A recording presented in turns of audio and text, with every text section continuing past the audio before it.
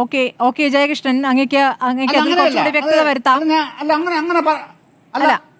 ഒന്ന് ഓക്കെ ജയകൃഷ്ണനിലേക്ക് കൂടി നിങ്ങൾക്ക് തമ്മിൽ സംസാരിക്കാമല്ലോ. ജയകൃഷ്ണൻ പറഞ്ഞതിനെയാണല്ലോ അങ്ങ് ഖണ്ഡിച്ചത്.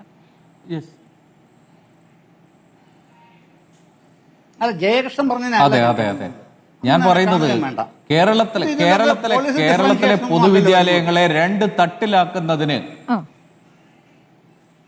കേരളത്തിലെ പൊതുവിദ്യാലയങ്ങളെ രണ്ട് തട്ടിലാക്കുന്നതിന് ഇത് കാരണമാകും.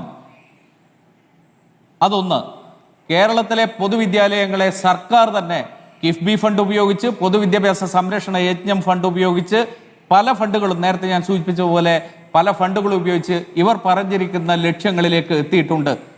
കേരളത്തിൽ സ്വന്തമായി പാഠ്യപദ്ധതി വികസിപ്പിച്ചെടുത്തിട്ടുണ്ട്. ആ പാഠ്യപദ്ധതി നോക്കൂ, നേരത്തെ ജയേന്ദ്ര മാഷ് പറഞ്ഞതുപോലെ, മാഷെ എനിക്ക് അറിയാവുന്നതുകൊണ്ട് പറയാം, ഉളുപ്പുള്ളവർ ഉണ്ടാക്കിയ പാഠ്യപദ്ധതി ഉണ്ടല്ലോ, ഉളുപ്പുള്ളവർ ഉണ്ടാക്കിയ പാഠ്യപദ്ധതി, ദേശീയ തലത്തിൽ NCERT ഉണ്ടാക്കിയ പാഠ്യപദ്ധതി, അതിൽ മധ്യകാല ഇന്ത്യയില്ല, അതിൽ പരിണാമ സിദ്ധാന്തമില്ല, അതിൽ ശാസ്ത്രത്തിൽ മിത്തുകൾ കയറിക്കൂടി മിത്ത് പഠിപ്പിക്കാൻ പോകുന്നു. മാത്രമല്ല, ഒരു PM ശ്രീ സ്കൂളിന്റെ മാതൃക ഞാൻ പറയാം. ഉത്തർപ്രദേശിലെ ഉന്നാവ് എന്ന് പറയുന്ന പ്രദേശത്തെ ഒരു PM ശ്രീ സ്കൂളിൽ കഴിഞ്ഞ ആഗസ്റ്റ് 23 സ്പേസ് അന്തർദേശീയ സ്പേസ് ഡേയിൽ, ബഹിരാകാശ ദിനത്തിൽ അവിടെ അതിഥിയായി ക്ഷണിക്കപ്പെട്ടത് മുൻ മന്ത്രി കൂടിയായിട്ടുള്ള അനുരാഗ് ഠാക്കൂറിനെയായിരുന്നു. PM ശ്രീ സ്കൂളിലാണ്. അവിടെ അനുരാഗ് ഠാക്കൂർ പോയി കുട്ടികളോട് ചോദിച്ച ഒരു കാര്യം, മാഷെ കേട്ടോ, ചോദിച്ച ഒരു കാര്യം, ആരാണ് ആദ്യത്തെ ബഹിരാകാശ സഞ്ചാരി? ഒരു ഉദാഹരണം മാത്രമാണിത്. ബഹിരാകാശ സഞ്ചാരി കുട്ടികൾ യഥാർത്ഥ ഉത്തരം പറഞ്ഞപ്പോൾ പറഞ്ഞു, അല്ല, ഹനുമാനാണ് ആദ്യത്തെ ബഹിരാകാശ സഞ്ചാരി. ഒരു ഉദാഹരണം മാത്രമാണ്. ഇതുപോലെ മിത്തുകളെ, അതുപോലെ ഐതിഹ്യങ്ങളെ പാഠ്യപദ്ധതിയിലേക്ക് കടത്തിക്കൊണ്ടുവരാൻ ശ്രമിക്കുന്നതാണ് പുത്തൻ പാഠ്യപദ്ധതി ദേശീയ തലത്തിലുള്ളത് എന്നതാണ് വസ്തുത.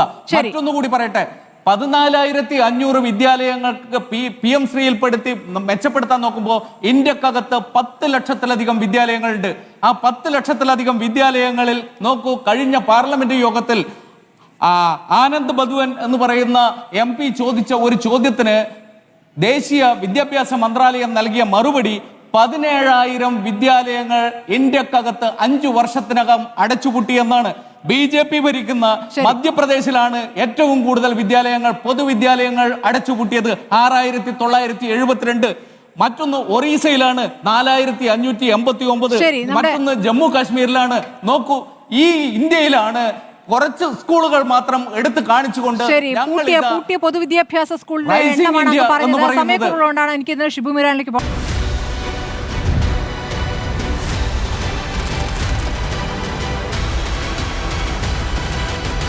Debate with Smriti Paruthikad.